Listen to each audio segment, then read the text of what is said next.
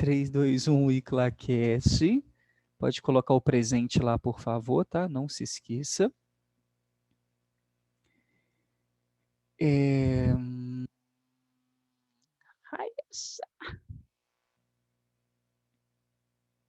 Isto.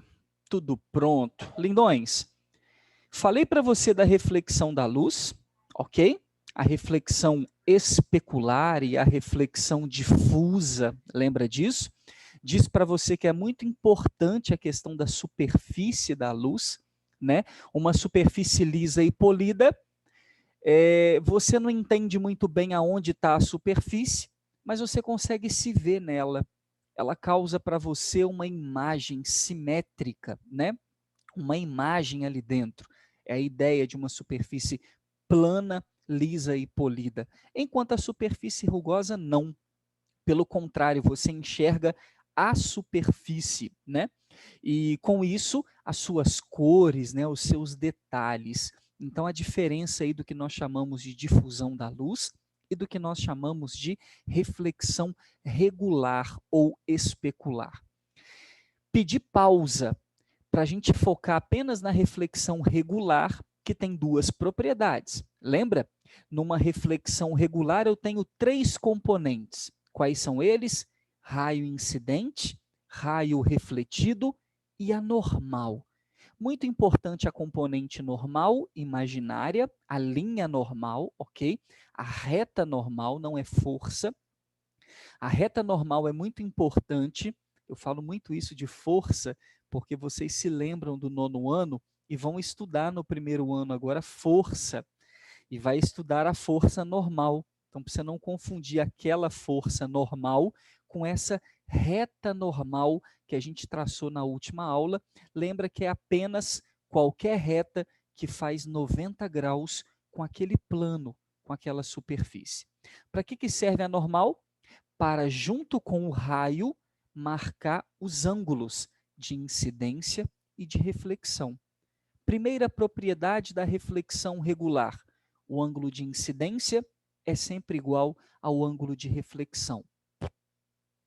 Segunda propriedade da reflexão regular: o raio incidente, o raio refletido e a normal são coplanares, estão contidos no mesmo plano. Esse é o resumo da nossa primeira aula. O que a gente vai fazer hoje? Aplicar a reflexão. Aplicar a reflexão aonde? Nos espelhos, planos e esféricos. Na nossa aula de hoje, começar com o maravilhindo espelho plano. Então, nós vamos mostrar para você como funciona. Então, bonitos, número 2, né, acho que o tópico da semana passada foi número 1, não foi? Reflexão da luz? Foi. Então, depois do 1, vem o 2. E o que a gente vai estudar no tópico 2? O espelho plano. Uau! Simon, como se dá a formação de imagem em um espelho plano? Simples, é o reflexo da luz. Legal. O reflexo da luz faz com que você tenha ali dentro uma imagem simétrica. Mas, Simon, diferente de alguns espelhos tortos, né, que a gente vai chamar daqui a pouco de espelho esférico, alguns espelhos esféricos são utilizados, né, por cientistas ou até por aparelhos para projetar imagens. Sim, verdade. O espelho plano projeta, Simon? Hum. Ah, mas eu já joguei uma lanterna no espelho, bateu nele e foi na parede? Claro, porque o espelho ele reflete a luz. De fato, um laser que eu jogo no espelho bate e reflete na parede, uma lanterna que eu jogo bate e reflete na parede. Mas já tentou refletir o seu rosto numa parede? Pegar o seu rosto, mirar no espelho, virar ele um pouquinho, apontar ele para uma parede, para um anteparo, para uma tela, já viu o rosto de alguém refletido lá por um espelho plano? Não. Porque o espelho plano, por condição, ele não projeta a imagem, ele apenas forma uma imagem retida dentro dele. Já repararam como que funciona? Existe a superfície do espelho, eu estou aqui, né? Vou me chamar de pincel. Estou aqui na frente, aqui, ó. A minha imagem fica dentro do espelho. Já repararam? Repetindo o que eu faço. Mas fica lá dentro. Eu não consigo projetá-la aqui fora. Eu não estou falando 3D, 3D, não. Projetá-la em um anteparo, em alguma coisa. Eu não consigo. Porque se eu estou aqui, o espelho aqui, a minha imagem vai ficar retida dentro dele. Isso deu à imagem um nome especial. Ela ficou conhecida como uma imagem virtual. Daqui a pouco eu vou falar, vou anotar para você bonitinho, justamente porque ela é formada e fica fixa, presa dentro do espelho. Porque é interessante você falar nessa questão de imagem dentro do espelho, afinal de contas, toda imagem é formada dentro do espelho. Se você pegar um espelho côncavo, né, que é aquele tortinho, e olhar para ele, você vai se ver dentro do espelho. Mas eu quero dizer para você que além de se ver lá, se você virar um pouquinho, você consegue, com luz, né, projetar uma imagem. Você consegue projetar essa imagem para fora do espelho, coisa que o espelho plano não faz. A imagem só fica presa ali dentro e nunca pode ser projetada. E hoje a gente vai ver o porquê. Então eu convido o senhor a fazer um desenho. Não faça muito pequeno no seu caderno não, mas também não precisa gastar a folha inteira, ok? Você vai fazer um chão, pega uma linha aí e faça um chão, perfeito? E a gente vai desenhar um espelho grande nela. É interessante a gente trabalhar com um espelhinho maior. Mano, eu não consigo fazer reta com régua, não. Só sem régua. É sem condição isso.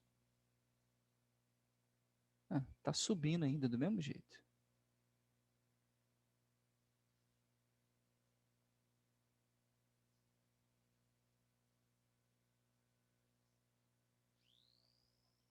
Olha lá, fica reto não. Impressionante. Então, tá aí o chãozinho, né? Representado aí na física, com esse tracinho, né? A superfície tá aí lindona pra gente, show. E o espelho plano, vamos desenhar ele bem grandinho aqui, ó, sem problema, show. Pronto. Simbologia do espelho plano. Existe um lado, qual é o nome do espelho que projeta a imagem? Regina, côncavo, ok? Espelho esférico côncavo. Foi uma pergunta da Regina, mas a gente vai chegar lá, tá? Estou Ô, citando Sara, alguns exemplos. Oi, Maria. eu perdi essa parte da definição. O plano, ele não projeta a imagem? Ele, Não como que é? projeta, a imagem fica retida dentro dele, ok? Há uma formação de imagem simétrica e ele não projeta. Só que isso eu anotarei, tá bom? Por isso eu gosto de vocês assim, né? Complementando tudo, mas pode ficar tranquilo que daqui a pouco vem a anotação oficial. Um lado do espelho é liso, é o lado que você olha, né? Que você quer se ver. O espelho plano é um dos espelhos mais utilizados no mundo, praticamente todo mundo tem, porque é o espelho que a gente utiliza no dia a dia para ver sob a nossa própria óptica como nós estamos. Afinal de contas, a gente não tem esse olhar, e aí falando psicologicamente mesmo, né, a gente só tem um olhar nosso do mundo. Ah lá, ó, fulano tá gordo, fulano tá bonito, fulano tá feio, maquiagem borrou, sei o que lá, que cabelo é esse? Da ótica do outro. Então, para você se enxergar, você usa o espelho plano. Por que não os outros, os esféricos? Porque vai mudar a simetria. Vai deixar você pequeno, vai deixar você maior. Esse é aquele que te dá uma imagem simétrica, do mesmo tamanho que você tem. Praticamente simétrica quando ele é perfeitamente plano e liso, ok? Tem muito espelho plano aí que é vendido plano, mas tem algumas variações nele. Em academia você vê isso. Quanto maior o espelho e mais barato a fabricação, mais difícil é de fazer ele planinho, né? Tem algum espelho de academia que você vira para o lado, está fortão, você vira para o lado, está magrinho, né? No mesmo espelho, né? Porque ele tem uma abaulada, né? Ele faz uma barriga nele ali, ele fica um pouco esférico. Mas enfim, temos um lado liso e o outro lado, que é a parte de trás do espelho, é o lado rugoso, né, o lado fechado, a gente vai representar com esse tracejadinho aqui. Ah, parece o E de espelho, né, Simon? Parece, mas não tem nada a ver, tá bom? É só parece mesmo. Então, o lado de trás do espelho, para você entender que é a parte de trás, e aqui a parte da frente, lisinha, planinha, sem rugosidades, tá bom? Convido você a trabalhar aqui, eu vou fazer uma medida, você escolhe a sua aí, tá? Eu vou fazer a 20 centímetros. A 20 centímetros do espelho, eu vou desenhar um objeto, tá bom? De 15 centímetros de altura. Tá aí o nosso objeto. Perfeito? Simon, que objeto é esse? Eu, você, um cachorro, um boizinho, né? A forma que você quiser. A ideia aqui é que a gente vai representar todos esses objetos como uma seta, que vai ser a representação para a gente, primeiro ano, de um ser, né, de um objeto unidimensional, unidirecional. Então, essa seta é a representação do nosso objeto O. Ela é qualquer coisa que você quiser, tá bom?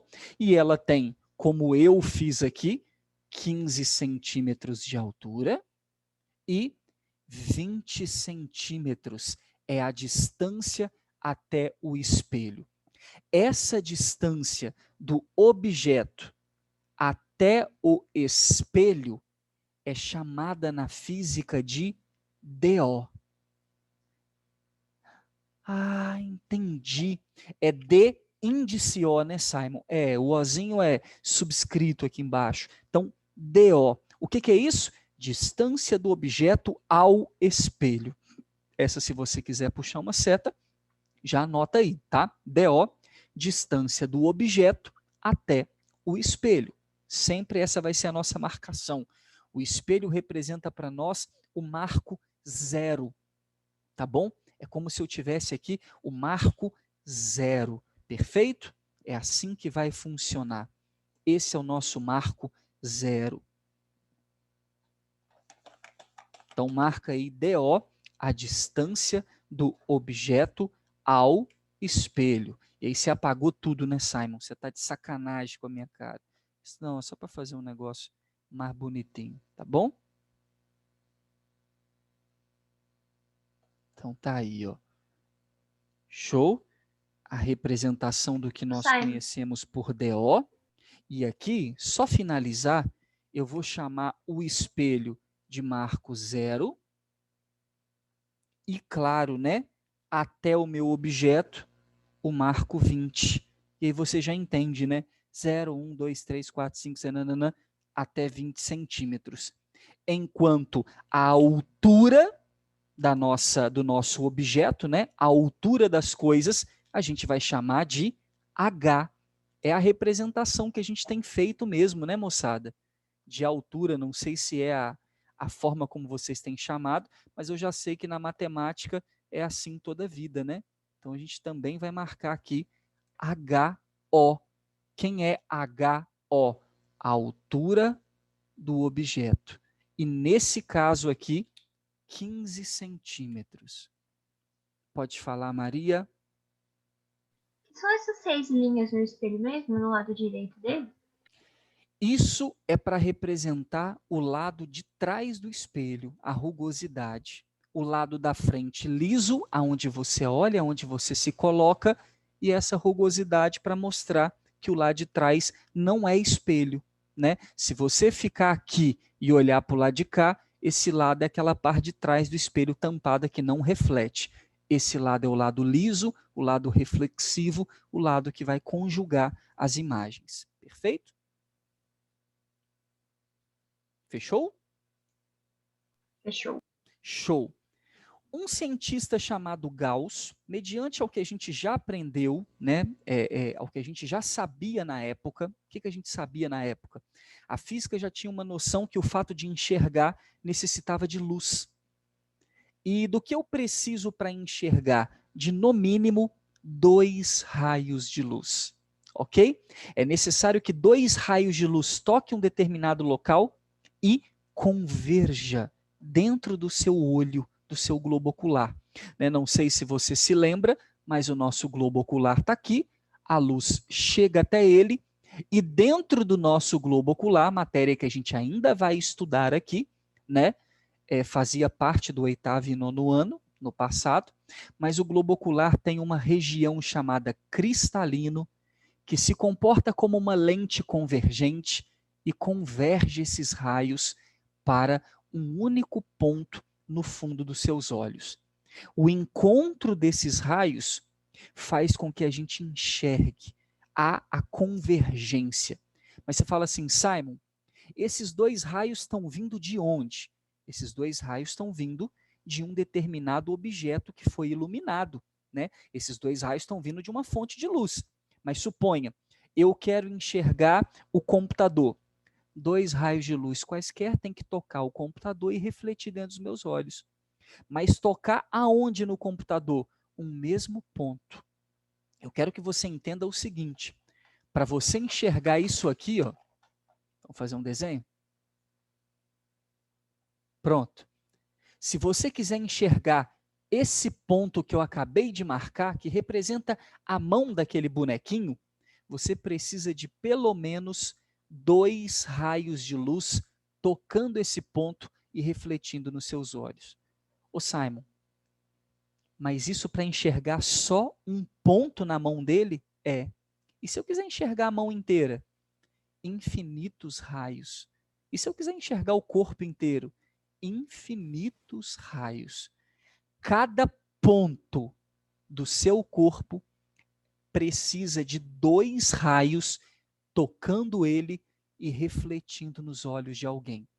Cada ponto do seu corpo.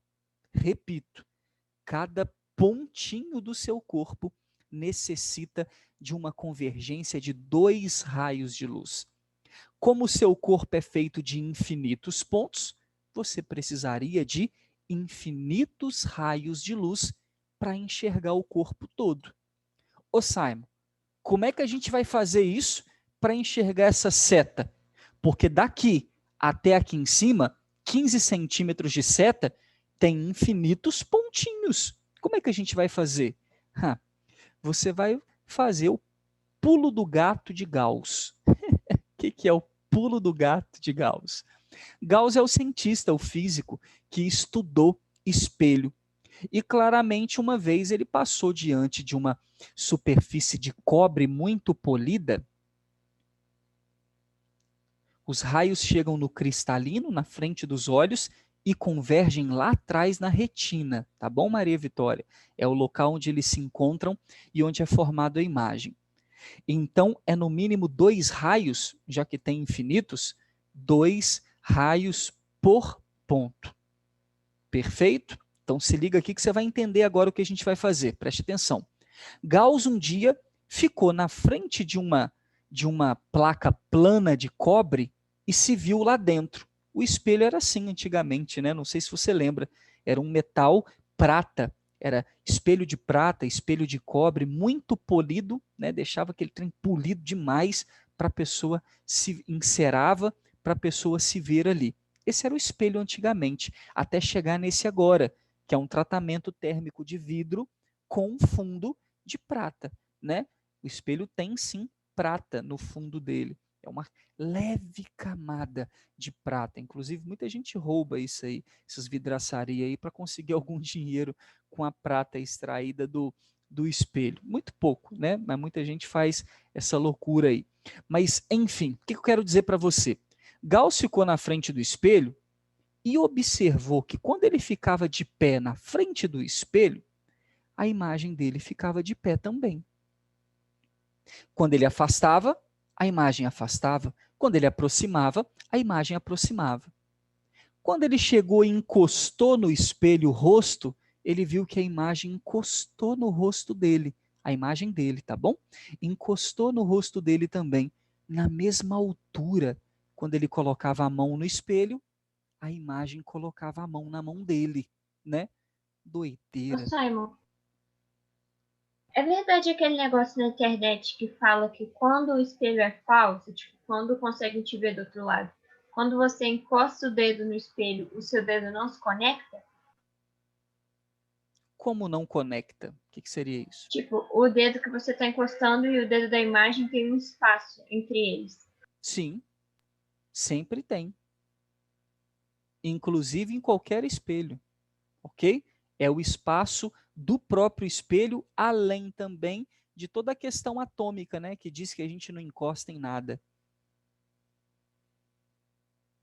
O Roberto colocou, Entendi. Então, já parou para pensar que você não atravessa o espelho porque você se impede? A sua imagem se impede. É a matéria e a antimatéria. Fala, Maria. não, é que eu ia falar, então, não é uma forma de, tipo, ver quando um espelho é falso, né? Não é um Não, jeito. não, né, não. Tem duas outras formas, né? A gente vai falar disso um pouquinho mais para frente. Lindos. Então, eu preciso encontrar um ponto que marque a imagem, já que você já sabe muito bem que se esse objeto aqui é você de cabeça para cima, a sua imagem não vai estar plantando bananeira lá. Ela vai estar de cabeça para cima também. Se você está com o pé no chão, a sua imagem lá dentro também vai estar com o pé no chão. Isso significa, então, padrinho, que tem uma simetria na imagem. Olha a sacada de Gauss. Então, para saber aonde a imagem dessa seta estará ali dentro, é só eu encontrar um ponto da seta. Por exemplo, o pé, só que como ele já sabia que o pé estaria no chão, ele resolveu encontrar na cabecinha da seta, aqui. Ele disse assim: eu vou traçar dois raios diferentes aqui, refletindo no espelho, para ver o que que dá. Mas só na cabecinha da seta. Por quê? Porque, pensa comigo, se você traçar os raios, né? Eu vou te ensinar isso agora, e você encontrar a imagem da cabeça da seta aqui, você já não sabe que o corpo está abaixo da cabeça? Você não sabe que o pé está no chão? Você ia fazer isso aqui. Pronto, lá está a imagem. Se você encontrar a cabecinha da seta aqui, você ia fazer isso aqui. Pronto, aqui está a imagem. Se você encontrasse aqui, você ia fazer a mesma coisa. Então ele disse: se eu já sei que o meu corpo está embaixo da minha cabeça e que meu pé está no chão também, porque o espelho plano me dá uma simetria, eu vou ensinar, eu vou propor uma forma de trabalhar com a imagem apenas em um ponto do corpo. E geralmente, primeiro ano, por favor, tá? Eu poderia escolher aqui o pé. Geralmente a física escolhe o ponto mais alto desse corpo. Nesse caso, a pontinha da seta. Tudo bem? Vamos traçar os raios para você entender o que eu estou fazendo, porque só aí que vai ficar mais interessante a situação. Primeiro raio que o Gauss traçou e que eu traço direto também. Raio paralelo ao chão. Tá aqui, Brasil. Esse é o raio. Vamos fazer ele vindo um pouquinho mais de longe, tá? Pronto. Aí, esse é o raio. Tá vindo de qualquer lugar, reto, paralelo ao chão, ok? Quantos graus ele está fazendo com o espelho? Esse raio que eu desenhei paralelo ao chão? 90. Perfeito. Ele está fazendo 90 graus com o espelho. O ângulo de chegada não tem que ser igual ao ângulo de saída? Sim, né? Ângulo de incidência igual ao ângulo de reflexão. Então, o ângulo de chegada é igual ao ângulo de saída. Amados, se esse raio chegou assim, fazendo 90 graus com o espelho, o raio refletido também tem que fazer 90 graus com o espelho. Eu te pergunto, como é que a gente ia desenhar a reflexão dele aqui? Como é que desenha a reflexão dele? Esse que eu fiz, ó, uma Continua setinha a linha, não? é o raio de chegada. Oi? Continua a linha normal, reto. Para frente? É isso que eu acho que não é mais. Eu Não achava que pode, era, né? mas Não pode porque ele não entra dentro do espelho, né? Ele bate no espelho e volta. Eu quero entender como que ele volta. Maria Vitória colocou aqui no chat. Seria a seta voltando? No caso, a reta voltando em cima da reta? Eu digo, sim, senhora. E eu vou desenhar aqui para você. Olha que barato. O que está acontecendo aqui, galera? O raio chegou e voltou. Em cima dele mesmo, faz esse teste. Se tiver hoje em casa espelho plano do banheiro e lanterna, joga retinho aqui, ó, fazendo 90 graus com o espelho e perceba que a luz vai bater e vai voltar em cima da sua própria lanterna, né? Se você começar, aqui está o espelho, né? Se você começar a mexer nela aqui, aí sim, ela vem de baixo para cima e sobe. Se você jogar de cima para baixo, ela bate e desce. Agora, se você jogar retinho, ela bate e volta em cima dele mesmo, obedecendo tudo que a gente aprendeu sobre a reflexão regular. Então, está aqui o primeiro raio, vai e volta. Mas um raio só não faz sucesso, tem que ter dois, e eles têm que se encontrar. Então, Gauss pegou e traçou um segundo raio. Aonde que ele traçou o segundo raio, Simon? Cá no meio aqui, ó. Ó, você está reparando que está saindo da cabeça da seta, né? Esse raio que está vindo de não sei aonde tem que tocar a cabeça da seta. Que foi o lugar que eu escolhi. Tá lá. Raio incidente. Perfeito? Tocando a cabeça da seta e pegando aqui. Vocês devem ter visto eu marcando com a régua, né? Aonde eu queria que ele colocasse. Eu não sou bobo. Esse raio tem que refletir com o mesmo ângulo com que esse chegou. É muito difícil fazer ângulo sem um compasso, né, ou aquele transferidor. Né? Se você notar comigo, existe uma normal aqui, não é verdade? Vou até traçar aqui para você entender. Olha lá. Então, com o mesmo ângulo de chegada, ele tem que sair. Eu, muito inteligente, o que eu fiz? Aqui tem 15 centímetros. Aqui tem 15 centímetros. Eu marquei a metade, 7,5. Porque eu sei que esse cara vai tocar aqui no 7,5 e vai voltar onde, moçada? Aqui no pé do objeto. É assim que eu tenho um ângulo igual, né? Triângulo igual. Então, aqui vai bater o raio, cabeça, espelho, e ele vai refletir aqui embaixo, lá no pé do objeto. Não sou bobo, né? Não tem transferidor aqui. Passar vergonha à toa, não. Pronto. E esse raio que desce é o raio refletido. Lindões, resumindo, na cabeça do objeto chegaram dois raios de luz quaisquer. O vermelho, paralelo ao chão, bateu e voltou, e o azul, descendo no meio do espelho e retornando lá para baixo. Para finalizar, ok? Porque temos que terminar a nossa aula. Pergunto, o raio refletido vermelho, você pode olhar para cá só um minuto, todos vocês? Presta muita atenção no que eu vou mostrar aqui agora. O raio refletido vermelho é esse aqui em cima, tá bom? Tá bom? Esse é o raio refletido vermelho, esse aqui em cima. O raio refletido azul é esse aqui embaixo.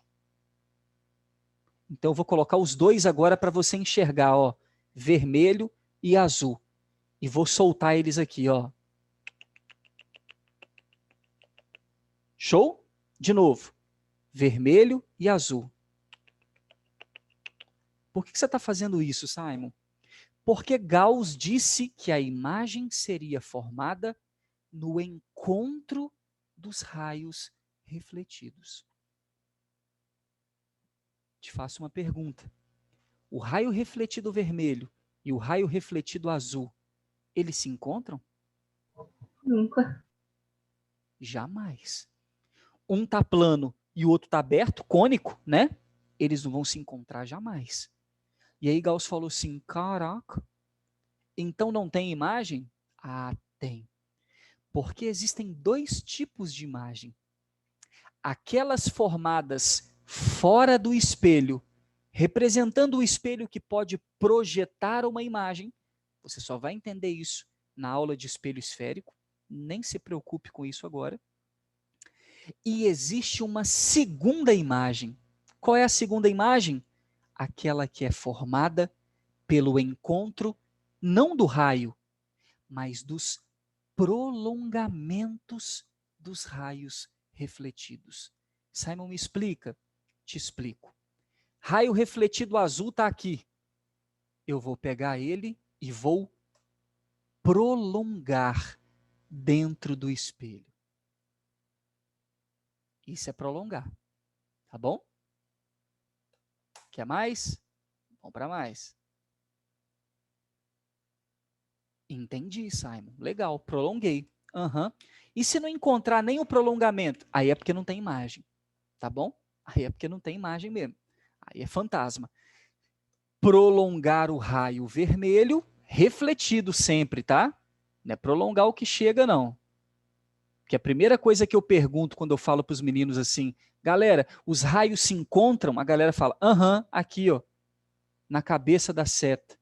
Não, né, meu querido? Eu estou falando dos raios refletidos. O vermelho está aqui e o azul está ali para baixo. Te pergunto, os raios não se encontraram, então eu não vou ter uma imagem projetada, mas os prolongamentos se encontraram. E como o prolongamento se encontra aqui, ali dentro, naquela região, eu tenho a minha imagem.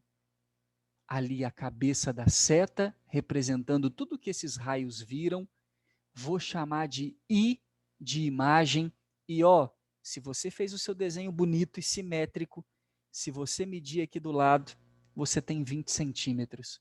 Se você medir a altura, você tem 15 centímetros também. Perfeito? Só mostrar que como aqui é uma régua, a gente vai determinar esse lado aqui de dentro como negativo. Você vai entender o porquê em breve, tá ok? A altura, 15 centímetros também. E aqui dentro você vai ter DI, a distância da imagem ao espelho. E aqui dentro você vai ter HI, a altura dessa imagem, que por característica é chamada de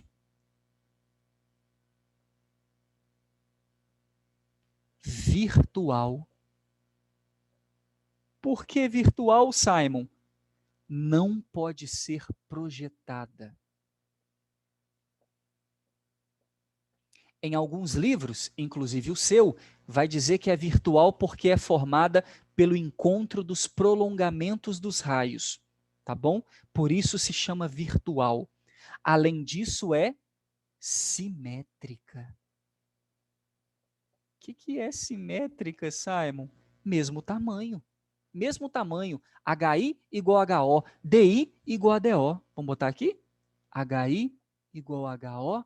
DI igual a DO. A nossa aula vai acabar a qualquer momento. Simon, mas o que significa esse I aí? Prepare-se para a foto, tá? Daqui a pouco. Oi, Regina? O I, o que significa esse I? Imagem. Imagem. Objeto. Perfeito?